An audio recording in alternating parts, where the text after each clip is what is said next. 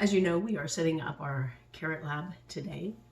If you want to do this with me, you're welcome to gather the materials that I'm going to go over briefly. If you don't want to do it with me, you can watch this demonstration and track the materials according to my demonstration, and as well as the data, and finish your lab sheet that way. However, if you want to do it with me, you have gathered water. I have some room temperature water here. You've gathered salt, two hopefully equal size containers. If they're not equal size, then you need something to basically measure the amount of water that you're going to put in there. I also have grabbed a tablespoon to be able to measure my salt. You have some thread, or I have cotton yarn here. Also, the carrots. Let me address the carrots. Okay, you can use either two baby carrots, equal size, equal length, or you can use a regular carrot. If you are using a regular carrot, what the procedure asks you to do is to cut the carrot in half, or you can just basically cut two equal size pieces out of the carrot. I did that. Okay, I've already cut this, and I have two equal size pieces of carrot here. Finally, I have a kitchen scale. Now, if you don't have this, that's okay. You can use my data, and you can track my data, but if you actually do the experiment, you'll track a couple of other pieces of or data points. So I'm going to use a kitchen scale here, and let's put this together. Okay, I am following the procedure based on our lab sheet, or your lab document, and I'm going to follow that procedure because following procedures are important, as well as safety guidelines. Please make sure that if you are setting this up, you follow all safety guidelines, including not eating your lab materials. You don't want to eat your lab materials, especially after they may have sat out a couple of days. Okay, this is not safe, and you don't ingest anything from your labware. So let's go for this. I'm going to go to this first step of our procedure, and that is to fill two containers with equal amounts of water. Okay, I'm using measuring cups, so this is fairly easy for me to measure it. Okay, I am going to use a cup of water, so I'm going to fill up my measuring cups with a cup of water. Okay, and again, if you don't even have a measuring cup, just fill the two containers up with an equal size amount. Okay, you could take a cup and fill it twice with an equal size amount. If you've noticed, I have labeled my containers. Okay, I've labeled them. If you don't have them labeled, or they're not labeled yet, don't worry about it. You can go back and do that afterwards. So let's go to our second step, and that is to put 15 grams of salt into one container of water, which is labeled salt. I'm going to use just basically a teaspoon or a tablespoon. I'm just going to use a tablespoon in my cup of water, and I'm going to stir it until it's well dissolved.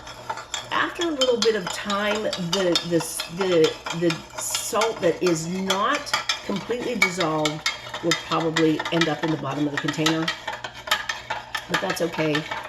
It is still in there, in the water.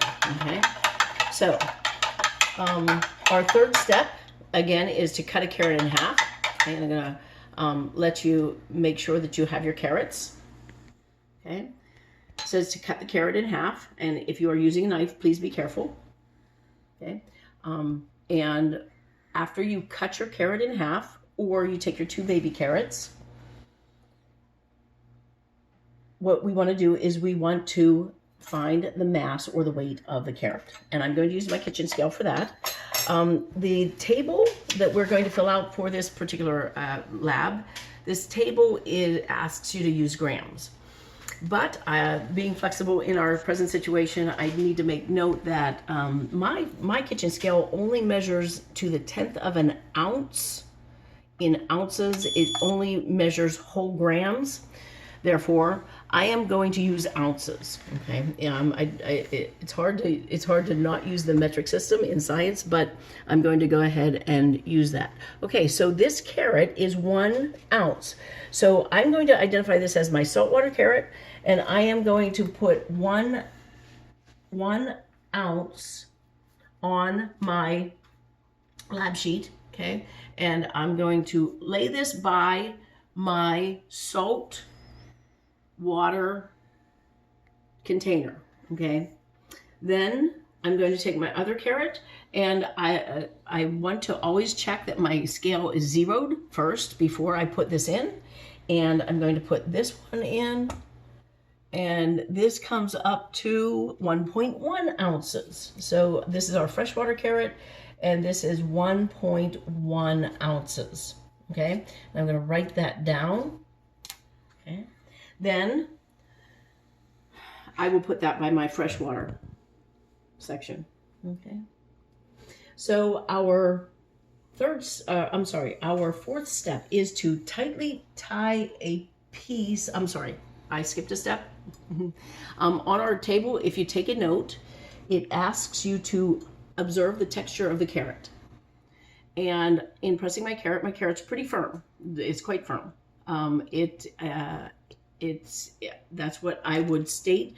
And if you notice on your lab sheet, it says firm or soft as the texture of the carrot.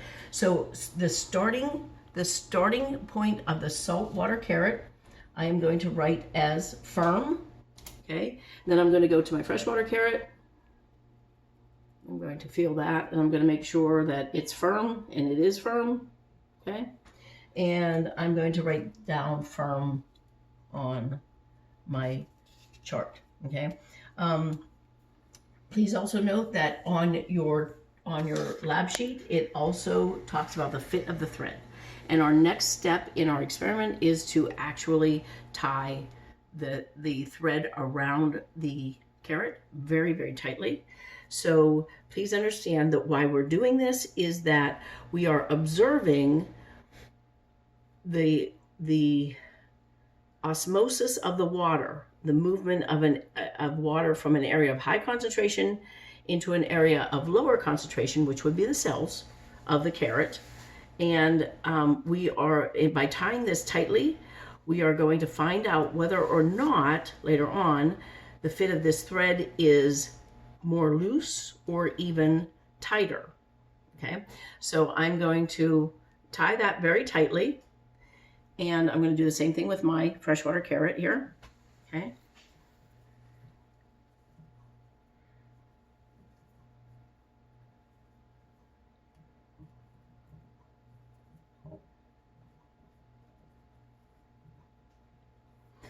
And our last step is, and I'm sorry, I should say the fit of the thread on the fit of the thread, the starting fit of the thread on both carrots is very tight, okay, as I've taken a look at, okay. And then our last step is to place the carrot. It says cut end down in the salt water. As a matter of fact, both of mine are cut, okay, and I'm trying to keep as much the same in both conditions, okay, the salt and the fresh, okay, and we're going to put it there, and we're going to leave it for a couple of days, as a matter of fact, till our next class. Now, the last thing we want to do here is to make sure that we form a hypothesis, okay? The hypothesis goes toward what we are testing, as we've talked about. It should be an if-then hypothesis, and that hypothesis is if I place a carrot into salt water, then, and you want to think about the three things that you're documenting: what is going to happen to its weight or its mass, what is going to happen to its what is going to happen to the fit of the thread, and what is going to happen to the texture of the carrot, okay? So if I place a carrot in salt water, what's going to happen in those three, then what is going to happen in those three situations? And a thorough hypothesis would also address the fresh. If I would place a carrot in fresh water, then what's going to happen to the fit of the thread, the mass of the carrot, and the texture of the carrot, okay? And if you're stumped on that, I just want you to think about one thing. I'll give you one thing to think about, and that is if you were ever stranded on the ocean and you were told not to drink water out of the side of the boat, the question is why? And that relates to what we are talking about in this lab.